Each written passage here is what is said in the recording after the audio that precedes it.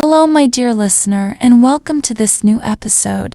Today, we are going to talk about something that is very important, something that affects every part of your life, your mental health. You know, we often talk about how to stay physically healthy, how to eat better, how to sleep well, and how to build strong muscles. But we don't talk enough about how to take care of our mind, our emotions, and our inner peace. Your mental health is not just about avoiding sadness or depression. It's about how you feel inside every single day. It's about how you react when things go wrong, how you deal with people, and how you treat yourself when life feels difficult. So today, I want us to go on a long journey together, a journey to understand what mental health really means and how you can protect it every day. Let's begin by understanding one thing. Your mind is like a garden. If you take care of it, water it, and protect it from bad thoughts, it will grow beautiful flowers. But if you ignore it, if you let negative thoughts grow like weeds, soon the garden will become dark and full of pain.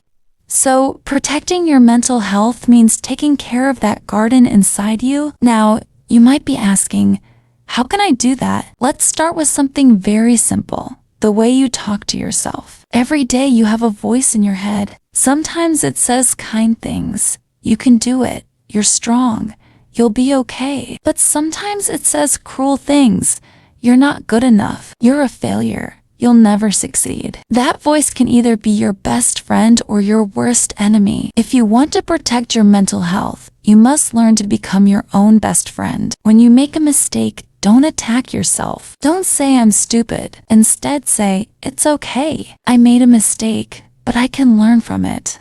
Talk to yourself the same way you would talk to someone you love. Because the truth is, the relationship you have with yourself is the most important relationship in your life. Sometimes, mental health problems begin when we forget that we deserve kindness too. We give love to others. We listen to their problems. We try to make them happy, but we forget to take care of our own heart.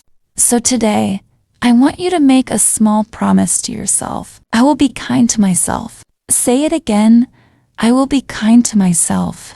Another way to protect your mental health is to listen to your emotions. Your emotions are like messages from your soul. When you feel sad, it's not a bad thing. It's your heart telling you that something is wrong. When you feel anxious, it's your mind telling you that you need rest. When you feel angry, it's your body saying that your boundaries were crossed. So don't ignore your emotions. Don't push them away. Instead, try to understand them. Ask yourself, why am I feeling this way? What is this emotion trying to tell me?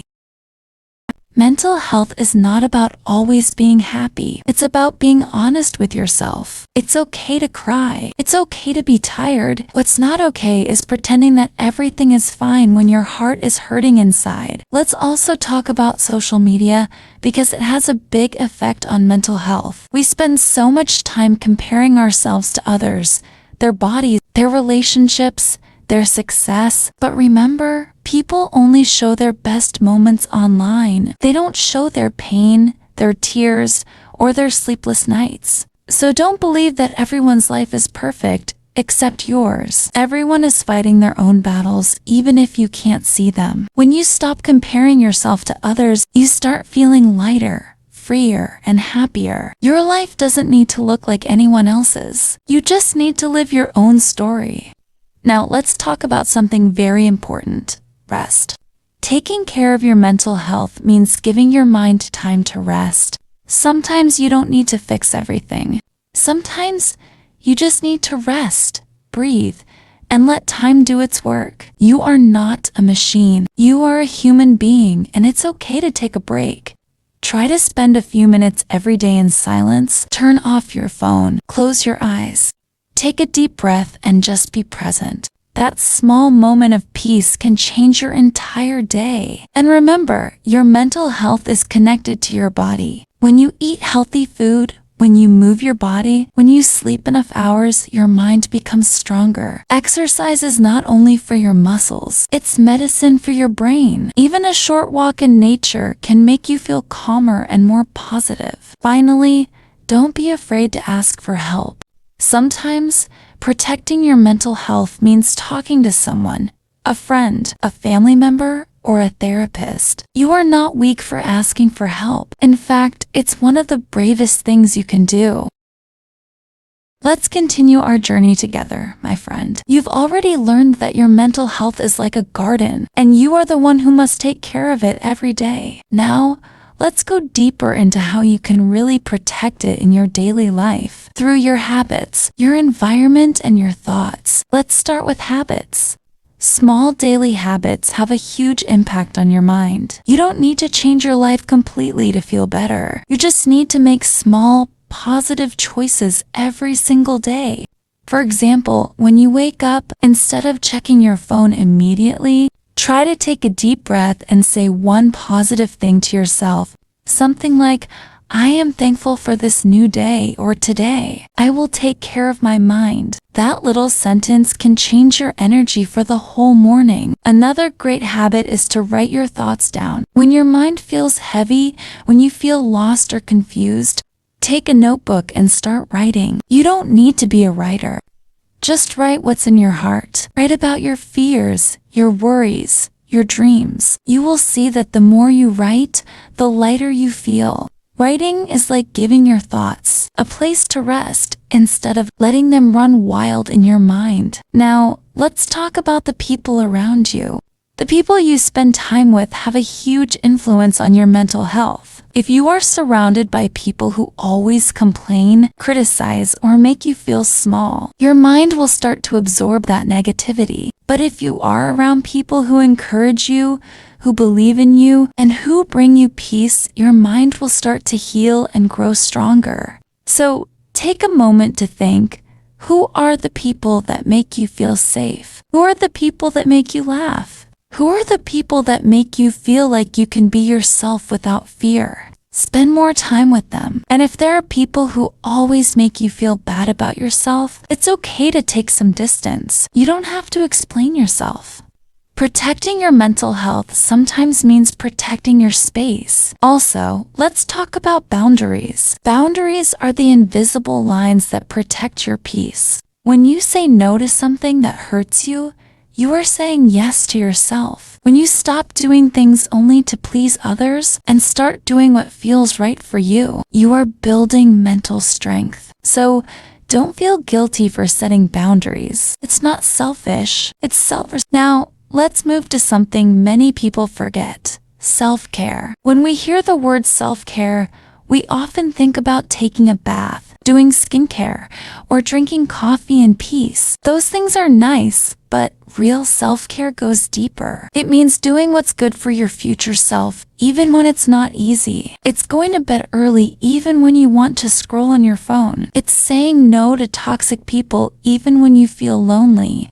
Eating something healthy even when junk food feels easier. That's what real self-care is. It's loving yourself enough to make choices that protect your peace. Let's also talk about gratitude. Gratitude is one of the most powerful tools to improve your mental health. When you start focusing on what you have instead of what you lack, your entire perspective changes. Every morning or night, think of 3 things you are thankful for. They don't need to be big. Maybe your morning coffee, your warm bed, or a smile from someone you love. Gratitude reminds your brain that even in dark times, there is still light around you. And you know what's beautiful? Gratitude and sadness can exist together. You can feel sad about something, but still be grateful for another thing. That's the balance of life. And learning to hold both feelings at the same time is a sign of emotional strength.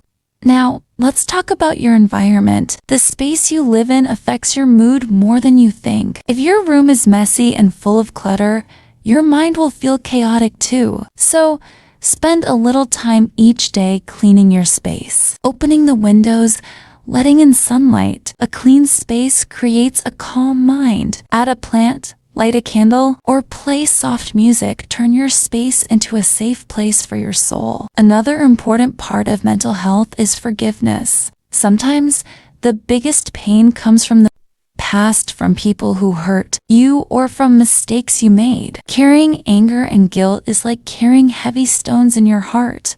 To protect your mental health, you must learn to forgive, not for others, but for yourself.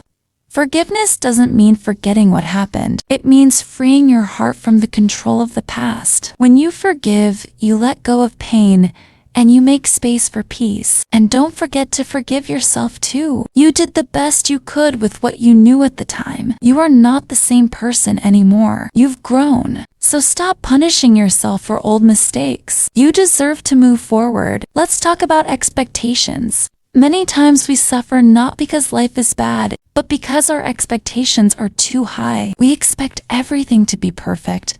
Our job, our relationships, our body, our future. But life is never perfect, and that's okay. When you accept that life has ups and downs, you stop fighting with reality and start flowing with it. That acceptance gives your mind peace. And remember, it's okay to take life slowly. You don't have to rush. You don't have to have everything figured out. It's okay to be in progress. You are a human being, not a machine. So take it one step at a time, one breath at a time.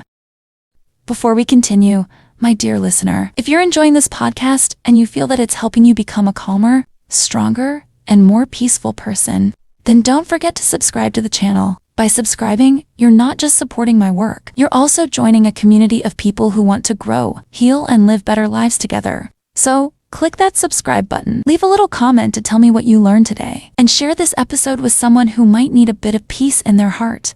Remember, your small action can bring big light to someone else's life. So go ahead, subscribe now, and let's keep growing together, one episode at a time.